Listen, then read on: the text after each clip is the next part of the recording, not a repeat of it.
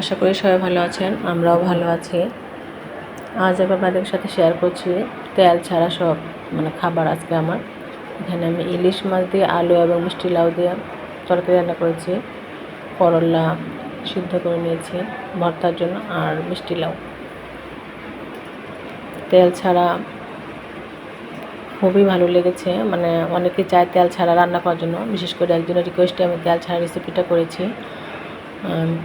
শিমুল ভাইয়ের জন্য এই রেসিপিটা তৈরি করা। উনি রিকোয়েস্ট করেছিলেন যে একটা তেল ছাড়া রেসিপি দেওয়ার জন্য। তো আমি এখানে ইলিশ মাছ নিয়েছি, আর মিষ্টি লাউ আর আলু। এখানে আমি রেগুলার যে মশলা, একটু ধনে গুঁড়ো, জিরা গুঁড়ো, মরিচ এবং হলুদ গুঁড়ো দিয়েছি, আর একটু রসুন এবং 2টা কোয়া রসুন আর পেঁয়াজের পেস্ট দিয়েছি। লবণ দিলাম।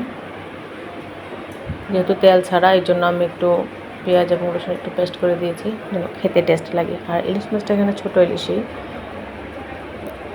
আর ইলিশ মাছ দিয়ে এইভাবে যদি আপনি তরকারিটি রান্না করে খান, তেল ছাড়া, যেটা বুঝতেই পারবেন না, খুবই ভালো লাগে। আর শেষে আমি একটু কাঁচামরিচ এবং পেঁয়াজ কুচি দিয়ে দেবো।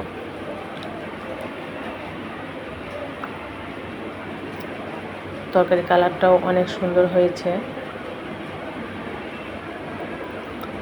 যারা তেল ছাড়া খাবার পছন্দ করেন তারা এইভাবে তরকারিটি রান্না করে খেতে পারেন। এখানে ইলিশ মাছ ছাড়া আপনারা অন্য যে কোনো মাছ অ্যাড করতে পারেন।